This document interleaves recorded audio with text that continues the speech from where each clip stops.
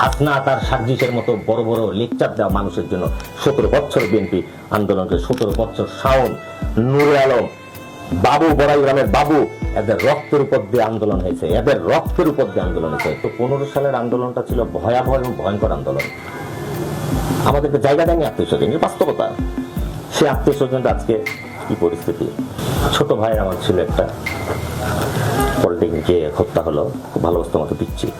যে আজকে দেখেন যারা আন্দোলনে নাই, যারা সংগ্রামে ছিল না, যারা কোনো ভূমিকা রাখেনি, আজকে বড় বড় প্রোগ্রামে এমন এমন কথা বলে যে আমি হাসি। আমরা মশাল ধরার লোক আমরা ঠিক মতো পাইনি। আমি নিজে 2টা মশাল ধরেছি 2 হাতে, আর ফুটে যাচ্ছে।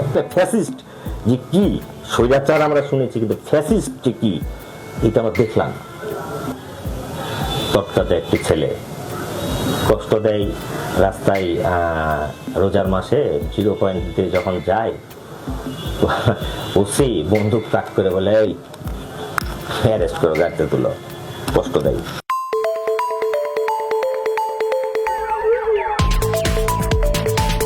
প্রিয় দর্শক, আসসালামু আলাইকুম। 1971-এর মহান মুক্তিযুদ্ধের সকল শহীদের প্রতি শ্রদ্ধা জানিয়ে শুরু করছি ফ্ল্যাশ টিভির আয়োজিত ফিরে দেখা আমার আমি। ফিরে দেখা আমার আমিতে আপনাদের সবাইকে স্বাগত। দীর্ঘ 15 বছর শেখ হাসিনার শাসনামলে এদেশের হাজারো মানুষ গুম, হত্যা, অত্যাচার, অপমান, লাঞ্ছনার শিকার রয়েছে। হাজারো মানুষের ভিতর হাজারো না বলা কথা। আর এই না বলা কথা বলার জন্য আজকে আমাদের সাথে উপস্থিত আছেন রাজশাহী মহানগর ছাত্রদলের সাবেক ভারপ্রাপ্ত সাংগঠনিক সম্পাদক, বর্তমান রাজশাহী মহানগর স্বেচ্ছাসেবক দলের আহ্বায়ক জনাব মীর তারেক। আমরা শুনবো জনাব মীর তারেকের সাথে এই 15 বছর কেমন ছিল, কিভাবে কেটেছে এই 15 বছর। আসসালামু আলাইকুম। ওয়ালাইকুম আসসালাম। কেমন আছেন ভাই? আচ্ছা, আলহামদুলিল্লাহ। বর্তমানে ব্যস্ততা কেমন যাচ্ছে? ব্যস্ততা তো প্রচন্ড ব্যস্ততা। রাজনীতি কেমন এখন সময় পার করছে? রাজনীতি প্যাটার্নটা পুরো চেঞ্জ এখন। যেরকম আমরা দীর্ঘ 15 বছর ছিলাম, এখন তার পুরোটাই উল্টা, টোটালটাই উল্টো। 5ই আগস্ট 36 দিনে যে আন্দোলন, ছাত্র জনতার এই আন্দোলনে আমরা একটা বাংলাদেশ পেয়েছি, স্বৈরাচার মুক্ত একটা দেশ পেয়েছি, সুন্দরভাবে আমরা কথা বলতে পারছি। আমি জানতে চাই জনাব তারেক, মীর তারেকের কাছে এই যে নতুন একটা বাংলাদেশ, আপনার কাছে অনুভূতি কেমন? অনুভূতি আসলে অনুভূতি না, কিছু কথা বলতে হয় এটাতে। এই যে 5 তারিখের যে আন্দোলন, সেই আন্দোলনে বিএনপি এবং ছাত্রদল, যুবদল, অঙ্গ সংগঠনের প্রায় আমাদের 450 পোস্টেড নেতাকর্মী শহীদ হয়েছেন, এবং তাদের রক্তের উপর দিয়ে কিন্তু আন্দোলনটি প্রতিষ্ঠিত হয়েছে। আপনি এই বিপ্লব বলেন, যাই বলেন না কেন, এই বিপ্লব বিএনপি অঙ্গ সংগঠনের নেতৃবৃন্দের রক্তের উপর দিয়ে প্রতিষ্ঠিত এবং তার উপরে দাঁড়ায় আছে। প্রথমে বিশ্বাস হচ্ছিল না যে আসলেই আমরা কি এই শেখ হাসিনা বিতাড়িত হয়েছে দেশ থেকে, এটা ফ্যাসিস্ট গেছে, এটা প্রথমে আমাদের বিশ্বাস হয়নি। কিন্তু সত্য যেটা, এটা মেনে নিতে হবে। এখন যেটা ঘুরছে আমরা, এইটা মনে করি মুক্ত বিহঙ্গ যেটা পাখি, খাঁচাই বন্দি পাখিকে যদি ছেড়ে দেন আপনি, যেভাবে তার মনে যে অনুভূতিটা হবে, আমাদের মনের ভিতরে সেই অনুভূতি। এখন 15 বছর শেখ হাসিনার একটা শাসন আমল আমরা দেখেছি। এই আমলে গুম, হত্যা, নির্যাতন, অনলাইন পেপার পত্রিকা আমরা দেখেছি। এই 15টা বছর কেমন ছিল, কিভাবে কাটিয়েছেন? আসলে 15টা বছর যে চলে গেছে, এইটা আমরা 5 তারিখের পরে বুঝলাম যে হয়তো 15টা বছর আমরা পার করে এসেছি। সংগ্রাম, নিপীড়ন, নির্যাতনে আমাদের প্রতিটা নেতাকর্মীর, আপনার তৃণমূল মাঠ পর্যায়ের নেতাকর্মী, একটা কর্মীর পর্যন্ত আপনার 5টা 7টা করে মামলা, আর যারা নেতা তাদের 16-17টা করে মামলা আছে। দেখেন, খুব কষ্টের এই দিনগুলো যে কিভাবে পার, 15 সালের কথা বিশেষ করে। এইবার অবরোধ যেটা দিছিল বিএনপি, সেই অবরোধে হয়তো বা আমাদেরকে অ্যারেস্ট করেছে, কিন্তু 15 সালের আন্দোলনটা ছিল ভয়াবহ এবং ভয়ঙ্কর আন্দোলন। পুলিশ দেখা মাত্র র্যাব পুলিশ কিন্তু গুলি করেছে আমাদের নেতাদেরকে, এবং আমাদের সঙ্গে যারা আপনার যুগপৎ আন্দোলন করেছে তাদের নেতাদেরকে দেখেন, তাদের পরিচয় পাওয়ার সঙ্গে সঙ্গে ক্রসফায়ার দিয়েছে। তো আমাদেরও কিন্তু একটা ইতিহাস আছে। আমরা রাজশাহী মহানগরে সেই সময় বুলুল ভাই ছিল আহ্বায়ক, বিএনপির প্রেসিডেন্ট। উনি, আমাদের কয়েকজন ছেলে কিন্তু ওই আন্দোলনে আমরা কয়েকজন অংশ নিয়েছিলাম। কত সালে? 2015-14-15 আন্দোলনে, অবরোধে। এবং ওই আন্দোলনে আমার স্পষ্ট মনে আছে আমরা যে টেকনিক ইউজ করেছিলাম, চালাকি ইউজ আমরা করেছি প্রশাসনের সঙ্গে, কিন্তু আমরা হাসি খেলা করি, কিন্তু কিন্তু এতটা ভয়ঙ্কর ছিল এটা এখন চিন্তা করলে গা শিউরে ওঠে। যেরকম আরো বেদনার কথা, আমার সহকর্মী একজন ছিল, বর্তমান ওই সময় ছাত্র দলের সাবেক প্রেসিডেন্ট, ওকে র্যাব কিন্তু বাড়ি ঘিরে নিল, একটা বাসা ভাড়া নিয়েছিল এইসবটাই শিরোলের ওখানে। তো বিষয় করে না ভাই, ওকে যেন অ্যারেস্ট করে নিল। আমরা কিন্তু রাজনৈতিকভাবে কিন্তু আমরা প্রতিযোগিতা ছিল আমাদের ভিতরে। ওর কথাটা শুনে আমার চোখে কিন্তু পানি চলে এসেছে ওই সময়। তারপরে ও বাইরে চলে গেল, বুলুর ভাই আমাদেরকে বাইরে পাঠাই দিল যখন খুবই খারাপ অবস্থা হইলো। আসতাম, যে একটা প্রোগ্রাম করতাম আর চলে যেতাম। হঠাৎ করে ওই ছেলে ফোন দিল আমাকে, মানে বাড়িতে থাকতে পারতেন না না না, আমি 15 সালে আমি প্রায় 7.5 মাসে বাড়ি বাইরে, 7.5 মাস স্পষ্ট একবারে আমার মনে আছে। আমার ওই জিনিসটা খুব হৃদয়টাকে নাড়া দেয় যে ছাত্রনেতা আমি ফোন দিয়ে বললো যে কোথায় তুই, আমি বললাম যে আমি এই জায়গায়। তো আসার পরে আমার দিকে তাকায়নি, সে ওই যে পাউরুটি, ছোট ছোট পাউরুটি গুলো আছে না, সে পাউরুটি গুলাকে ছিঁড়ে ওই আপনার গ্লাসে আপনার পানি ছিল, পানিতে চুবাই চুবাই খাচ্ছে, 2টা পাউরুটি খেলো। তারপরে মানে হয়তো 2-3 দিন খায়নি, সে খুবই ক্ষুধার্ত ছিল। এই জিনিসগুলো, এবং আমরা মনে আছে পরিবারের আত্মীয় স্বজনের ভিতরে গিয়ে আমাদেরকে রাত্রে থাকতে দেয়নি জায়গা। আজকে বিএনপি নেতাকর্মীরা আপনার ফসলে ধানের খেতে কিন্তু রাত যাপন আমরা কাটাইছি এর ভিতরে, এই আন্দোলনে আমাদেরকে জায়গা দেয়নি আত্মীয় স্বজনের বাস্তবতা। সে আত্মীয় স্বজনরা আজকে কি পরিস্থিতি, আমাদেরকে দেখে পালাই গেছে, অনেকে পালাই গেছে। আমাদের সহকর্মী ছিল, যারা নেতা ছিল, রাজনীতি করতো, তারা পর্যন্ত পালিয়ে গেছে, কিন্তু পার করেছে আমরা। আমাদের টাকা নাই। আমার মনে আছে আমার ছাত্র দলের সাংগঠনিক সম্পাদক রবিন আর আমি এই আন্দোলনে একসঙ্গেই ছিলাম, 2 জন। আগের রাতে কিছু খাইনি, টাকা শেষ, সকাল থেকেও খাওয়া হয়নি। রবিনের মুখের দিকে আমি তাকাতে পারছি না, আমি বের হতেও পারিনি। খুব আমার বাসায় পুলিশ, সারাদিন পুলিশ পাহারা ছিল সিভিলে। রবিনের চেহারাটা আমার এখনো চোখের সামনে ভাসছে যে আমি মানে সেই দিন তো ওর তো অভিভাবক ধরেন, আমি বড় গার্জেন, খাবার ওকে তখন মুখে তুলে দিতে পারিনি। আমার মানে কষ্ট। আমি লাস্টে 5:30 যখন পার হয়ে গেল শীতের দিন, তখন আমার কাছে মাত্র 500 টাকা আসলো এই জায়গা থেকে। রবিন করলাম ওঠ, তখন ভাত খাইলাম 5:30, সরি 6টার পর, তখন তো সন্ধ্যা হয়ে গেছে। তো এই জিনিসগুলো আসলে নাড়া দেয় হৃদয়কে, যে আজকে দেখেন যারা আন্দোলনে নাই, যারা সংগ্রামে ছিল না, যারা কোনো ভূমিকা রাখেনি, আজকে বড় বড় প্রোগ্রামে এমন এমন কথা বলে যে আমি হাসি। আমরা কইছিলেন মশাল ধরার লোক আমরা ঠিক মতো পাইনি। আমি নিজে 2টা মশাল ধরেছি 2 হাতে, আর ফুটে যাচ্ছে। আন্দোলনের সময় তারা ছিল না? না, কেউ না। আমরা রাজশাহী মহানগর বিএনপির সদস্য সচিব মামুনুর রশিদ মামুন, উনি বিএনপির ভিতরে উনি যতগুলো প্রোগ্রাম করেছে আমার মনে হয় না রাজশাহী মহানগরে কেউ এরকম প্রোগ্রাম করেছে। এবং যেভাবে আমাদেরকে চাপ দিয়ে প্রোগ্রাম করতেই হবে, তারেক সাহেব বলছে আমাদের কোনো রেস্ট নাই আমাদের। এবং ওইটাই কষ্টের যে ভাই বাসায় তো যেতে পারেনি, ঠিক আছে, বাচ্চা পিচ্ছি বাচ্চা আমার ছিল, দেখতে পারিনি, ওইটা ভুলে গেছি আমি। আন্দোলনে গান শুনতাম কি জানেন, মনে পড়ে এখনো, যে এক নদী রক্ত পেরিয়ে গানটা আছে না, তার ভিতরে 2টা লাইন ছিল, হয়তো বা ইতিহাসে তোমাদের, বলে না কি জানি গানটার লাইনটা, হয়তো ইতিহাসে তোমাদের নাম লেখা হবে না, তোমাদের কথা হবে সেই সবুজ ধানের শীষে মাঠে, রাখালের মুখে, কেউ তোমাদেরকে মনে রাখবে না। তো সত্যিকারের যারা আন্দোলন করে আজকে বুঝলাম যারা পার্টিসিপেট, তাদেরকে অরিজিনাল হয়তো মনে রাখে না। দেখেন যে সার্জিস আর পেট মোটা হাসনাত আব্দুল্লাহকে দেখেন, তারা তো আন্দোলন কি করছে, মাঠের সাধারণ ছাত্ররা আন্দোলন করেছে, বিএনপি নেতাকর্মী আন্দোলন করেছে, বিএনপির সঙ্গে যারা যুগপথ আন্দোলন করেছিল তারা শরীফের আন্দোলন করেছে। আর তারা এসে দেখেন ওরা মনে করছে ওরাই সবকিছু করছে। দেশনায়ক তারেক রহমান 3 তারিখ থেকে গোটা বাংলাদেশে সাধারণ আমাদের মতো নেতা কর্মীকে ফোন দিয়ে উনি কিন্তু পাঠাইছেন যেখানে যেখানে আন্দোলনকে চাঙ্গা করে রেখেছে। এবং এই যে আন্দোলন যেটা আপনার আমাদের অবরোধ যেটা গেল 28 অক্টোবর ঢাকায় সমাবেশ হলো, সমাবেশে হামলা হইলো, আমরা রাজশাহীতে এসে নামলাম খুব কৌশলে।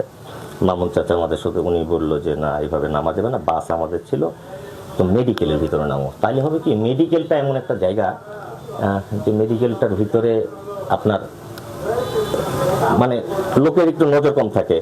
মেডিকেল আসছে, সারা রাত ওই জায়গাটা লোকজন থাকে, জটলা হলো সমস্যা নাই। এই ওখানে নামছি, নামার পরের দিন হরতালে মিছিল করছি, তারপর তো বলাই লাগে না, আর বাসায় ঢুকতে পারিনি। তারপরে মামলা, ওই যে মামলা, তারপরেও 3 মাস আমি বাসায় ঢুকতে পারিনি মামলার কারণে। যেহেতু মামলার কথা উঠে আসলো, এই পর্যন্ত কতগুলো মামলা মামলা আমার মামলা কম ছিল, আমার মামলা কম ছিল, কিন্তু খারাপ মামলা দিয়েছিল 2-1টা। যেরকম আমার ওই সময় হেফাজতের হত্যা মামলা যেটা ছিল আমার, আর বিএনপির আসলাম সরকার সাহেব, উনি যুবদলের সেক্রেটারি ছিলেন এক সময়, এই 2 জনের নামে হত্যা মামলা দিল। মানে আমাদেরকে কিছু, আর অন্যদের মামলা আছে, আমার মোট 4টার মতো মামলা ছিল, বেশি ছিল না, মামলা বেশি ছিল না, কিন্তু রাজপথে আন্দোলন সংগ্রামে আমরা কয়েকজন করছি। আল্লাহ আছে।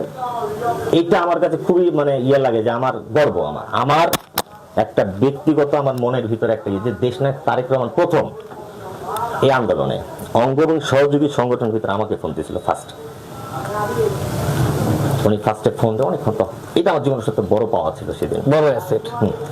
আমি আন্দোলন করছিলাম বিধায় তো আমাকে তারেক সাহেব ফোন দিচ্ছে, ভাইয়া না ফোন দিত না। এবং আমরা ভাই জানের চিন্তা করিনি, সত্যি কথা বলে। আমরা এই দেশাত্মবোধ গানগুলো 15 সালে শুনতাম। আমি আর সুমন চৌধুরী নামে একজন ছিল ভাইস প্রেসিডেন্ট আমার, উনি এখন পলিটিক্স করেন না। ও আর মোটরসাইকেলে সারাদিন মোটরসাইকেল করতাম, সারাটা দিয়ে এখান থেকে জয়পুরহাট চলে গেছি, রাত্রের বেলা থাকবো ওখানে কয়েকদিন।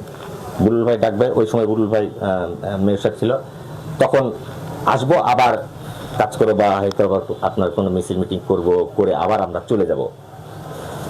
মোটরসাইকেলেই সারাদিন কাটাইছি আমরা।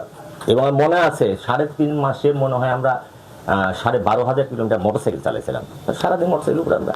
মানে এটা কি পালিয়ে থাকার? পালিয়ে তখন তো ভয় ভাই। আমি এক চাচার হোটেলে ছিলাম, এক পুলিশ এমন ভাবে ঘিরে নিল, আমি তো ধরা পড়ে যে আল্লাহ বাঁচাবে। আমি 3বার বাইচে এসেছি। আমি হোটেলের ওই চাচার আপনার ছিল, এই যে জানালা গ্রিলের, আমি ওই দিক গ্লাসটা পালাইছি, দিয়ে ওনার কাছে 1 লক্ষ টাকা পুলিশ নিয়ে গেল। আপনাকে এখানে রাখার কারণে? হ্যাঁ, রাখার কারণে। তো এগুলো ফেস করে আসছি। পুলিশ, হ্যাঁ, পুলিশ আজকে কত ভদ্র, তাই না? এই পুলিশের চেহারা, এই পুলিশের চরিত্র, এই পুলিশের ব্যবহার বিএনপি করছেন, এইটা মানে আমাদের অপরাধ হয়ে গেছে। বাংলাদেশি গণতান্ত্রিক রাজনীতি আমরা করছি গণতান্ত্রিক ধারায়, বৈধ দল, আমাদেরকে মনে হচ্ছে আমরা নিষিদ্ধ জঙ্গি সংগঠন।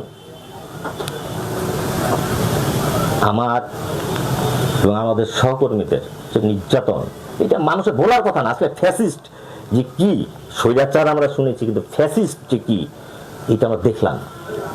এবং আল্লাহর রহমতে আমরা সকলে মিলেই, সমস্ত শ্রেণী পেশা, কারো এটাতে আপনার বেশি কোনো না, সবাই সম্মিলিত ভাবে। দেখেন ঢাকায় আমাদের নেতাকর্মীরা ছিল, আপনারা মিডিয়া কর্মী, আপনারা দেখেছেন, আমরা হয়তো যেতে পারিনি কিন্তু শুনেছি। সাধারণ মানুষ খাবার দিয়েছে, বাচ্চারা পানি দিয়েছে। মুক্তিযুদ্ধের সময় যে ঘটনাগুলো ঘটেছিল, আজকে 2024-25 আমরা সেই জিনিসটা দেখলাম। এবং এটা আমাদের মনের ভিতর দাগ কেটে থাকবে।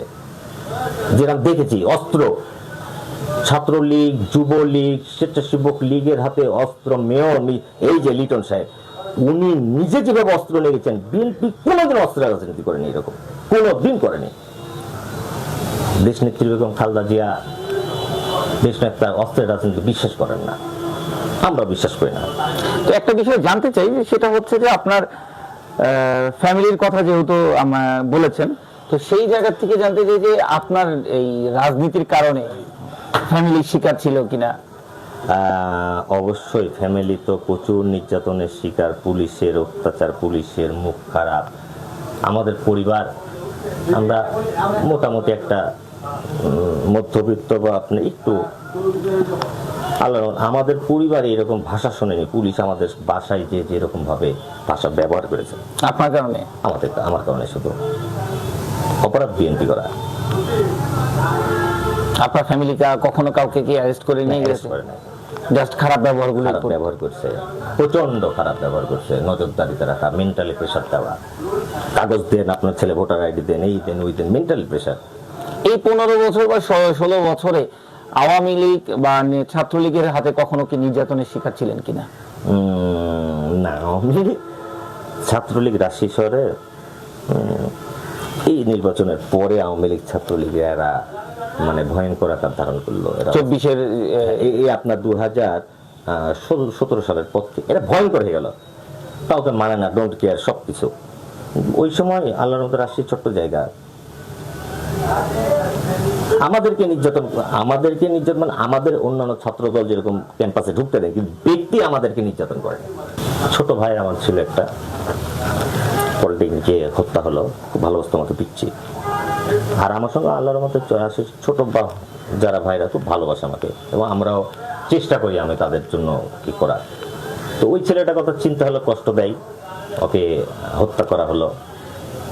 তত্ত্বাতে একটি ছেলে কষ্ট দেয় রাস্তায়, রোজার মাসে 0 পয়েন্ট দিয়ে যখন যায়, ওসি বন্দুক তাক করে বলে এই অ্যারেস্ট করো, গাড়িতে তুলো, কষ্ট দেয়।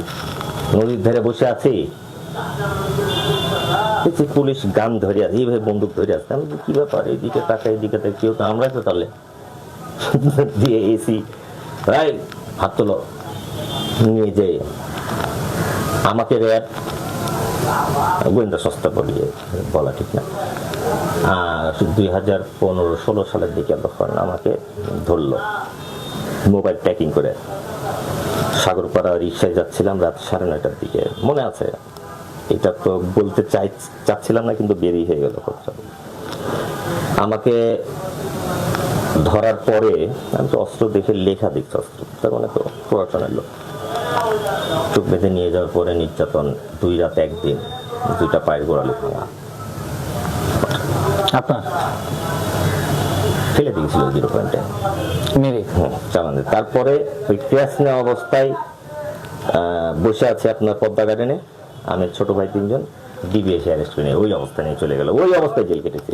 মানে র্যাব আপনাকে, প্রশাসন নিয়ে গেল, নিয়ে গিয়ে আপনাকে মারধর করে ছেড়ে দিয়েছে, তারপর আবার নিয়ে গেছে, আবার ডিবি নিয়ে গেল, তার কয়েকদিন পর চালান দিল, জেল থেকে বের হয়ে আসলাম। এই তো আমাদের জীবন, জেলখানা, বাহির, নিজেদের ভিতরে। মানে সবচেয়ে কষ্ট দেয় কোন জায়গাটা জানেন? সব থেকে রাজনীতিতে কষ্টের, বেদনার জায়গা, যে রাজনীতিক উজাড় করে দিয়ে করবেন, কিন্তু আপনার যখন প্রাপ্ত ফলাফলটা আপনি যখন চাইবেন, তখন অনেক কষ্ট চলে আসবে আপনার কাছে। কারণ আপনি সত্যের পথে থাকলেই অনেকে পছন্দ হবে না, আপনাকে পছন্দ হবে না। যেরকম আমি বলি, এই যে কিছুদিন আগে 5 তারিখের পরে স্বাধীন বাংলাদেশে, এটা আমার সব থেকে রাজনৈতিক জীবনে, আমার রাজনীতিকে আমি 2001 সাল থেকে প্রাতিষ্ঠানিকভাবে রাজনীতি করে আসছি। এইবার আমার যে শিক্ষাটা হলো, এইটা আমার জীবনের সব থেকে বড় শিক্ষা। এর থেকে বড় শিক্ষা আমি পাইনি, এবং মনে করি যে ভবিষ্যতে পাবো না। কিরকম, আমার এক নেত্রী ছিল আমাদের মহানগরে, 2 জন মেয়ে। রাজশাহী মহানগরে পুলিশের সঙ্গে মারামারি, ঢেলাঢেলি বলেন যে ঢিল মারামারি, আন্দোলন, সবকিছুতে 2 জন মেয়ে থাকতো, লাভলি একজন, বিথি একজন। তো ঢাকাতেও তারা যে অ্যারেস্ট হয়েছে, দলে নিবেদিত প্রাণ। তো এই রোজার মাসে আমি ইফতার করে কেবল বের হবো, ওই সময় ছাত্র দলের এক সেক্রেটারি ফোন দিল আমাকে থানার, ভাই আপনি কোথায়? আমি কেন রে? বলছে যে ভাই লাভলির বাড়ি অ্যাটাক করেছে। আমি কি অ্যাটাক করলো? আপনাকে আসতে হবে। আমি বললাম যে, ও বলছে যে ভাই আওয়ামী লীগ, বাংলা বুকে আওয়ামী লীগ আছে নাকি? আমি এই ভাষায় বলছি, কিন্তু বলছে সত্যি বলছি ভাই, গতকালকে আওয়ামী লীগের নেতাকে ধরায় দেওয়া নেই, আমাদের দলের কিছু 2-1 জন, এবং ওই আওয়ামী লীগ করালো, এরা একসাথে হয়ে আমার এই নেত্রী বাড়িতে হামলা করে। এই 5 তারিখের পরে শোনেন, সত্য ঘটনা বলছি আমি, বলছি যে ওই 5 তারিখের পরে ওই লাভলির বাসায় ওর 4 বছরের শিশু সন্তানকে মেরে আহত করেছে এবং তার বাসায় আগুন ধরায় দিচ্ছিল। আমি দেখলাম মহানগরের একটা নেতা কর্মীও তার জন্য আগায় যায়নি। তার অপরাধ যুবলীগের এক নেতাকে তার আগের দিন ধরাই দিছে, এইটাই তার অপরাধ। আমার দেখার বিষয় না, এটা কি তার অপরাধ? হ্যাঁ, এটা তার অপরাধ। তা আমি এটা প্রয়োজনীয় নয় আমার জানা যে সে ভালো হোক খারাপ হোক, তার চরিত্র, তার একটা ব্যক্তিত্ব আলাদা জায়গায়। রাজনীতির একটা যখন রাজপথে একসাথে ছিলাম তখন সহযোদ্ধা আমার সহযোদ্ধা দেখি আমি দলের জন্য কি করেছি, আমি তো দলের জন্য করেছে। একটা মহানগরে কেউ যখন আগায় আসলো না, তখন আমি আমার থানার প্রেসিডেন্ট বিএনপির সুমন সর্দারকে ফোন দিলাম, বন্ধু মানুষ আমার, এই আপনার থানায় ঘটনা, তাড়াতাড়ি বের হন। পাশের থানার ভাই, ওনাকে বললাম তাড়াতাড়ি বের হন আপনি। ভাই মহানগর এক নেতাকে ফোন, উনি বললেন যে তোমরা উনাকে বাঁচাও, ওদেরকে যে বের করে নাও। আমরা বের করে আনতে গেছি ভাই, বিশ্বাস করবেন না ভাই, আমি বের করে আনতে গেছি মাত্র 4টা মোটরসাইকেল, আমরা নামার সঙ্গে সঙ্গে বোম চাল যেখানটাই, বাস লেগে গেল গন্ডগোল। গোটা শহরে আমাদেরকে যারা ভালোবাসা আন্দোলন সংগ্রাম করেছে, গোটা শহরের লোক সন্ধ্যা থেকে শুরু করে রাত 12টা পর্যন্ত আমাদের গন্ডগোল হয়েছে। গন্ডগোল হওয়ার পরে রাজপথ দখল নিয়েছি, এখান থেকে স্ট্যান্ড করছি, করার পরে তাকে বাঁচাইছি। সবকিছু কমপ্লিট করে 2 দিন পর শুনছি একজন নাকি মারা গেছে সেখানটায়, স্বাধীন বাংলাদেশে হত্যা মামলার আসামি আমরা। কিন্তু মারা যাওয়ার আগে ওনার ওয়াইফ বলছে আমাকে, যে মারা যাওয়ার আগে বলেছে, নাম ধরে বলেছে কে ওকে মারছে, ওদের ওখানে নাম মেরলো, উনি মেরে বলছে যে এটা আমি তার চেম্বারে বিচার দেব, আমাকে কেন চাকু মারলো, কিন্তু আমার একটা লোক করেনি। আজকে দেখেন রাজনৈতিক কারণে মানে আমাদের বিপদের ভিতর আছে এখন আমরা, এটা আমাদের ক্ষোভ, রাগ, অভিমান। হ্যাঁ, আমি যদি অন্যায় করতাম ওখানে যে 10 টাকার স্বার্থ থাকতো আমার, আমি স্বার্থের জন্য গেলাম, আমার ব্যক্তিগত স্বার্থ, আমার ব্যক্তিগত কোনো স্বার্থ ছিল না। আমার সঙ্গে যারা গেছে তাদের একজনের ব্যক্তিগত স্বার্থ ছিল না, শুধু বিএনপি আওয়ামী লীগ ছিল। কিন্তু এখন আমরা খুনি, আমরা হত্যাকারী। এই তো 16-17 বছর আন্দোলন সংগ্রাম। আমি দেখা তার মোবাইলে আমার কাছে ডকুমেন্টস রাষ্ট্রীয় মহানগরে বলতে পারবে না আমাদের মতো আন্দোলন করেছে, সংগ্রাম করেছে কেউ না। এবং যে মামুনুর রশিদ মামুনের কথা বলছে, উনি করছে, ওনাকে ক্রস ফায়ার দিচ্ছে, 2-6টা গুলি করছে। সেই লোকটা আপনি যদি যাবেন তার কাছে হয়তো দেখলে বুঝবেন, সেই লোকটা আন্দোলনে মাঠে ছিল। যারা সুস্থ, যারা বড় বড় নেতা ছিল, তারা কোথায় ছিল রাজশাহীতে? বড় বড় নেতা তারা কোথায় ছিল পশ্চিম? এখন দেখেন তারা বিরুদ্ধে, গতকালকে বিরুদ্ধে মিস প্রোগ্রাম করছে, এত বড় বড় কথা বললে আমি শুনলাম আর হাসলাম যে হাই হাই আল্লাহ। এই দেখার জন্য 5 তারিখ, এই দেখার জন্য আমরা আন্দোলন করেছি, এই দেখার জন্য নিজের জীবন দিতে গেছি। এইটা দেখার জন্য আমরা জীবন দিতে যাইনি। হাসনা তার সার্জিসের মতো বড় বড় লেকচার দেওয়া মানুষের জন্য 17 বছর বিএনপি আন্দোলন করে, 17 বছর শাওন, নূরে আলম, বাবু, বড়াই গ্রামের বাবু, এদের রক্তের উপর দিয়ে আন্দোলন হয়েছে, এদের রক্তের উপর দিয়ে আন্দোলন হয়েছে। বড়াই গ্রামের চেয়ারম্যান বাবু হয়ে গেছে যখন কোপ মাল, এখানে কোপ মারছে, মগজটা গলে গলে পড়ছে, রক্তে গোটা মানে গোটা এই চোখের এটা সমান হয়ে গেছে। আমি মেডিকেলে ভাই বিশ্ব, আমি কত সালে ঘটনা? এইটা আপনার মেবি 13-র দিকে মনে হয় বা ওই টাইম। আমি চোখটা দেখার জন্য আমি শুধু চোখটা এইভাবে হটাইছিল আমার হাতে, হ্যাঁ আমি হটাইছি।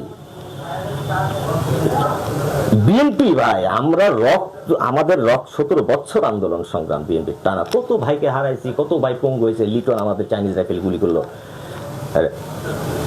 পঙ্গু বেঁচে গেছে আল্লাহ বাঁচাই, যে 2-3 জনকে আমরা দেখেছি। আর এই আন্দোলনের পরে এখন দেখি যারা নাই তারাই আজকে দখল। দেখেন কি অবস্থা বিএনপি। তারুণ্যের বাংলাদেশ, সবার আগে বাংলাদেশ, যেহেতু এই স্লোগানটা আসছে, তো এই স্লোগানের সাথে আগামীর বাংলাদেশ বা আগামীর রাজশাহীটাকে কেমন দেখতে চান? আমরা চাই দেশনেতা তারেক রহমানের চোখ দিয়ে যদি আমরা দেখি, ওনার মতো করে একটি শান্তির রাজশাহী, একটি শান্তির বাংলাদেশ, একটি সুন্দর বাংলাদেশ, একটি সোনার বাংলাদেশ। ভোট ও ভাতের অধিকার থাকবে প্রতিটা মানুষের, ন্যায় বিচার পাওয়ার অধিকার থাকবে, মানে মৃত্যুর বরণটা হবে স্বাভাবিক, এইটার গ্যারান্টি থাকবে। বাংলাদেশের মানুষ শহীদ রাষ্ট্রপতি জিয়া রহমান স্বপ্ন দেখেছিলেন সোনার বাংলা, সেই সোনার বাংলায় বাস করবে। গোটা বিশ্ব একসময় জানতো যে একসময় সোনার বাংলা এই অঞ্চলটা, সেই মুঘলদের আমলে সেই বাংলার যে শান্তি, যে সমৃদ্ধি, ন্যায়পরায়ণতা, অন্যায়ের বিরুদ্ধে যে সব এরকম আমরা চাই দেশ। আমরা এইরকমই দেশ চাই, আমরা অন্য কিচ্ছু চাই না। আমরা শেষ কথা বলি, যদি এই আন্দোলন সংগ্রামে ওই সময় বলি যে যদি আমাকে হত্যা করো, বাংলার সব কোটি মাটির পদ্মে শিখা হয়ে ছড়িয়ে যাব। আমার বিনাশ নাই, আমার মরণ নাই, বছর বছর মাটির মধ্য হতে সবুজ আশ্বাস ধানের শীষে করে আমি আবার তোমাদের মাঝে ফিরে আসবো। ফিরে এসে চিৎকার করে বলবো, বিশ্বের বুকে বিস্ময়, তুমি ধরণীর বুকে দান, চিরকাল তুমি অমর রবে হে মহান বীর বীরুত্তম জিয়াউর রহমান, জিয়াউর রহমান, জিয়াউর রহমান। রাজশাহীবাসীর জন্য কি বলবেন? রাষ্ট্রবাসীর জন্য বলবো, আগামী দিনে বিশ্বাস রাখবেন দেশনায়ক তারেক রহমানের উপরে, যে মানুষটা আপনাদের জন্য চিন্তা করে সারা দিন উনি ইংল্যান্ডে বসে থেকে আমাদের জন্য চিন্তা করেন। সেই মানুষটা বাংলাদেশের ভালো চায়, খারাপ চায় না। সেই মানুষটার দিকে চিন্তা করে তার প্রতি, ওনাকে ভোট দিতে হবে না, উনি নিজে বলছেন, গণতন্ত্রকে সুপ্রতিষ্ঠিত করেন, বাংলাদেশে একটা নিরপেক্ষ ভোট দেন, যেটা মানুষ 17 বছর রক্ত দিয়েছে ভোটের জন্য। ভোট দেন, শান্তি আমরা চাই, সকলে মিলে, কেউ যেন অরাজকতা না করে। আবার যেন 5 তারিখের মতো দিন আমাদের দেখতে নয়, ছোট ছোট কচি বাচ্চা আমার পাশেই এইখানটায় গুলি লাগবে, কোপ মারবে নিরীহ মানুষকে অস্ত্রের মহড়াই রেখে গেছে, এইটা আমরা দেখতে চাই না। আমরা শান্তিপ্রিয় মানুষ আসছি, আমরা শান্তিতে থাকতে চাই। ধন্যবাদ জনাব মীর তারেক ভাইয়ের, ধন্যবাদ আপনাকেও ইন্টারভিউ নেওয়ার জন্য, প্লাস টিভির সাথে সময় দেওয়ার জন্য। প্রিয় দর্শক, এতক্ষণ আমরা কথা শুনলাম দীর্ঘ 15 বছরের গল্প নিয়ে, নির্যাতনের গল্প নিয়ে। আমরা শুনলাম রাজশাহী মহানগর ছাত্র দলের সাবেক ভারপ্রাপ্ত সাংগঠনিক সম্পাদক এবং বর্তমান স্বেচ্ছাসেবক দলের বর্তমানের আহ্বায়ক জনাব মীর তারেকের এই 15 বছরের গল্প। প্রিয় দর্শক, জনাব মীর তারেকের এই 15 বছরের গল্প আপনাদের কাছে কেমন লেগেছে অবশ্যই আমাদেরকে জানাবেন, এবং পরবর্তী পর্ব দেখার আমন্ত্রণ জানিয়ে আজকের মতো আমরা এখানেই বিদায় নিচ্ছি। সবাই ভালো থাকবেন, সুস্থ থাকবেন, আল্লাহ হাফেজ।